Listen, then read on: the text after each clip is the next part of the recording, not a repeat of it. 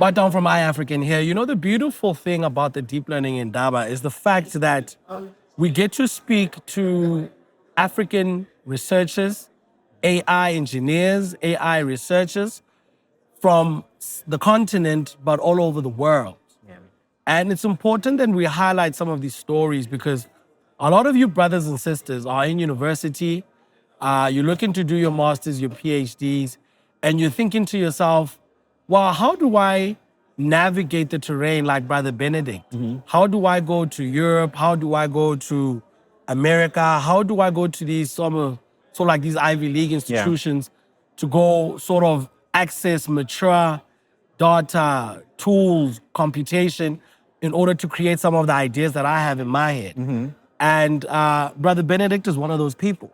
And it's very pleasurable to have him. Yes. Brother Benedict, how are you? I'm doing great. First of all, love the drip. Thank you so much. Canadians always represented with that drip. We try. Brother Benedict, you're at Brown University. Yes. It's very important people understand from back home. How do you go from Ghana, undergrad, to Brown University? Walk us through that journey. Yeah, that's a good question. In fact, like when I started, I had no idea like I was going to end up, there. I actually didn't have any plans of doing a PhD. Okay. I thought I was going to go to school. I went to Ashesi in Ghana. Okay. Yeah. Shout out to Ashesi. Shout out to Shout out to Dr. Ashesi. That's of course. Okay. So I thought I was going to go to Ashesi and, maybe start a company or do something. And around my final year, I got an offer at an investment bank in London. So I went to London for a while. Okay, hold up. Let's rewind you. You're too fast. How do you get an offer from London?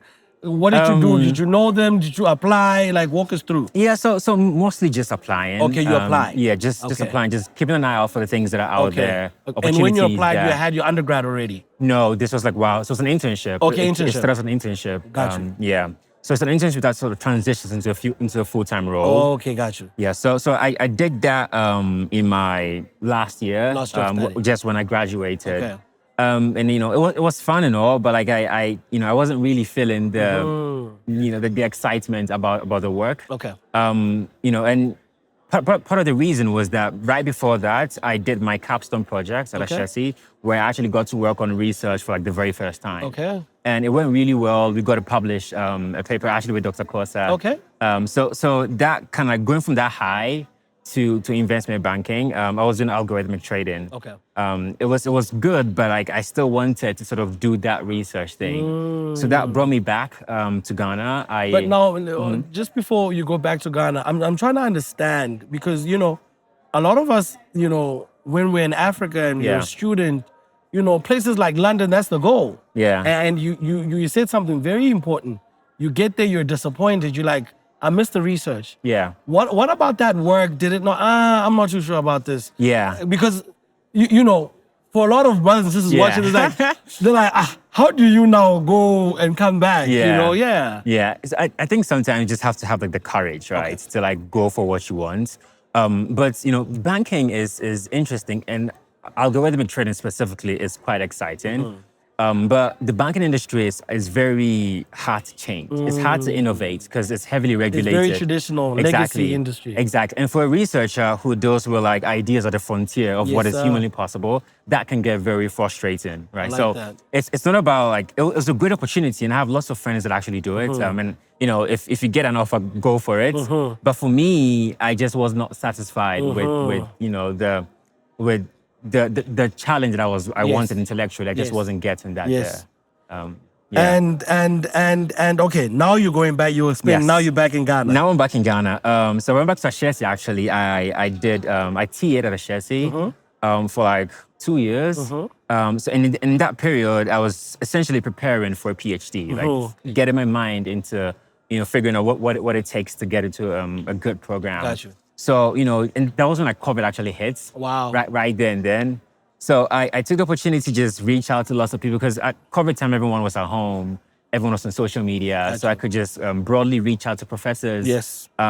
Speak to a few of them, got a couple of interviews, just to like gauge an idea of like the kind of work they're doing in their lab and if it matches me. And then I applied and got into a bunch of schools, and I chose Brown because I really like my advisor. You really like Brown. Now, I want to just, capture this fully. Yes. So,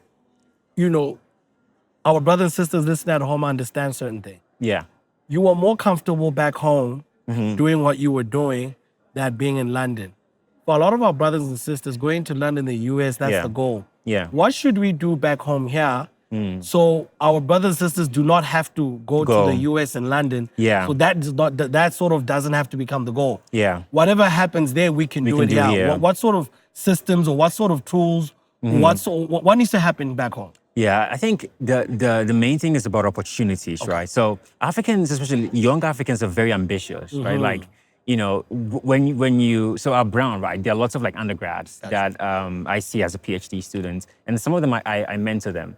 But I've met much more impressive students, here at Indaba and on the African continent. So it's not about like not being capable. It's more about like the opportunities to shine, right? So, we need like events like the Indaba that gives people 100%. the ability to actually do research at a very early stage. Got you. And that gets them to sort of see what is possible, right? When it comes to Indaba, you see people from all around the world, Yes. Professors, researchers, and actually tells, okay, I can actually get there, right? So And that's important. it's very important, just letting people know.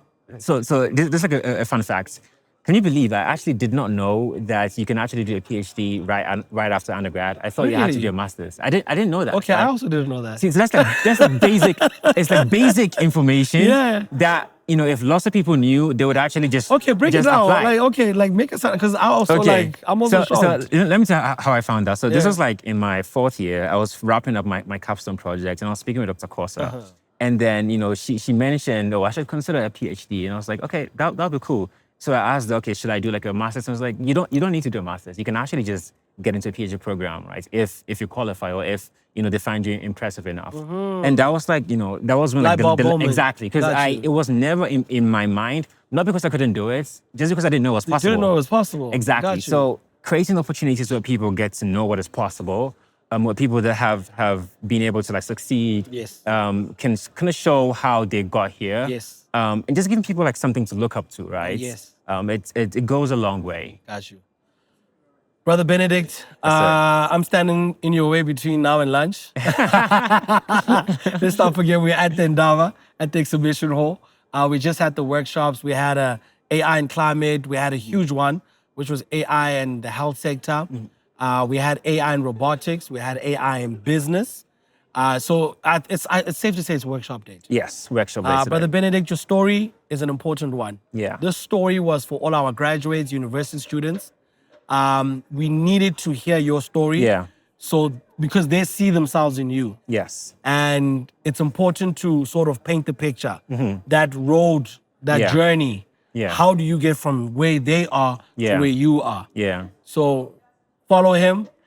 Call us, hit us up, subscribe, comment, let us know. We might just plug you so you don't have to do masters, go straight to PhD. Yeah. Yeah, that'll become, I'm open to like, talk to people that are interested in research and AI. Okay. Brother Benedict, so let's talk about your workshop. So Okay. you were in robotics workshop, Yes. right? Yeah. One of the, I think, 5 workshops that were happening Yes. today. We heard your PhD, you were in banking and finance.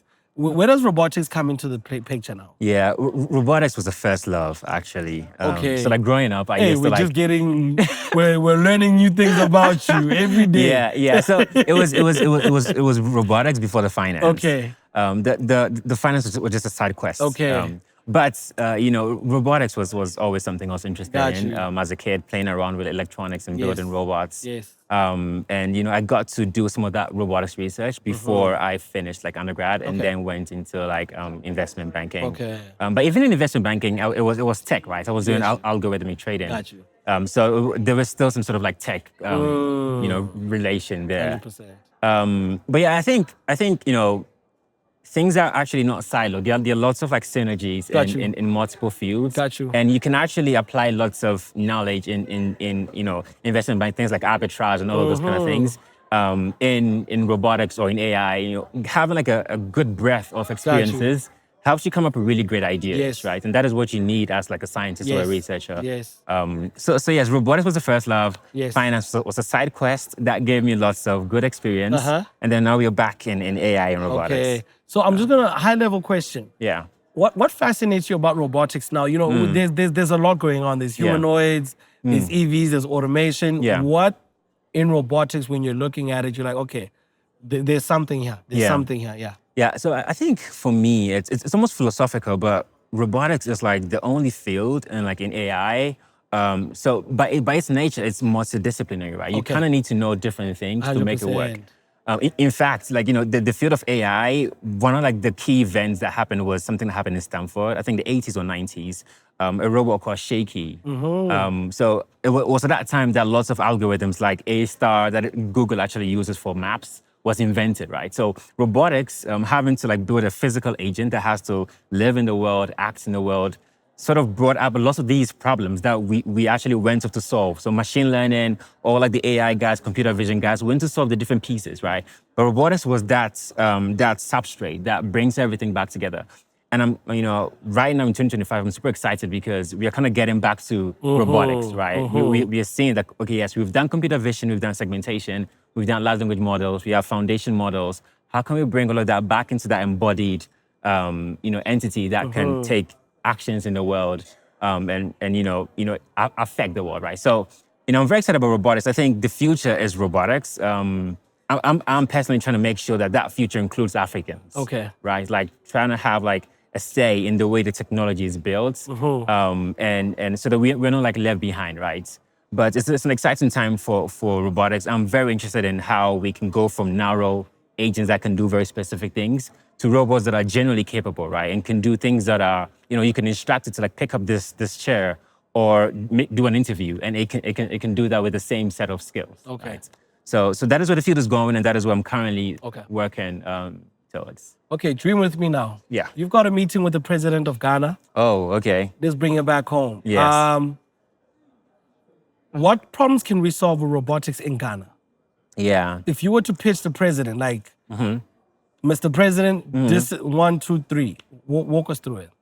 Interesting. Okay, so that's a good question. So I think the key thing, or the future that I envision for robots, right? It's not robots replacing humans, but robots working hand in hand with humans, right? So, Ghana has like a bunch of things we are trying to like improve. Our economy have like, I think the current president wants to do something called 24-hour economy. Yes. Where people are working all around. The clock. Exactly. And Got this you. is kind of thing that you kind of want to have robots doing, right? 100%. So you can imagine people with robots in the factory. During the day, people can do stuff, teach the robots how to do the thing. 100%. And at night, people can rest so the robots can work, Yeah, right? yeah. So this sort of like relationship where robots don't replace us entirely, but they can augment us. They can do the things we don't want to do. Okay. They can do them faster, cheaper, and just making sure that, we don't, throw away that Ghanaian farming in a village, farming cocoa somewhere, right? That. But don't you think Ghanaians would be scared of that though?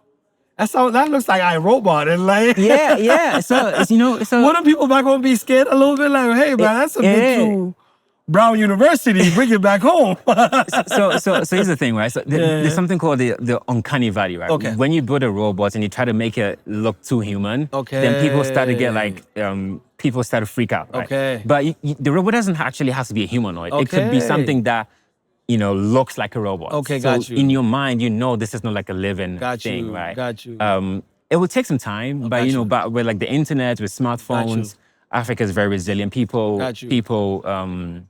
adapt, and I think we can adapt to this technology as well. Look, I think there's a similar sort of push in South Africa. I know the Gauteng government was trying to do something like that.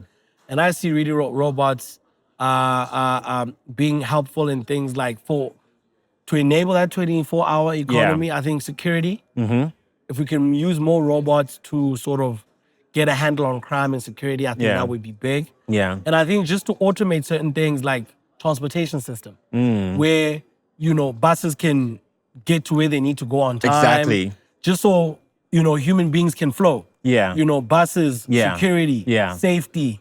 The key things we need for a 24-hour economy. It's great that it's great that you mentioned buses and stuff, right? So people usually think robots have to look a certain way, Yes. right? But a self-driving car is a robot. It's a robot, right? yeah, So yeah. you can keep the same form factor and just have it have some kind of intelligence that 100%. makes the work easier, right? 100%. So yeah, I just wanted to like highlight that. Yeah. Okay, Brother Benedict. Yeah, this Come on was now, we amazing. can talk Thank forever. you so much. Yeah, We can talk forever. Thank you. Thanks for having me. Yeah, we're coming out to Ghana. Hey, we're ready for you anytime. Yeah, anytime. we're coming out to Ghana, definitely. We out. Awesome. Okay.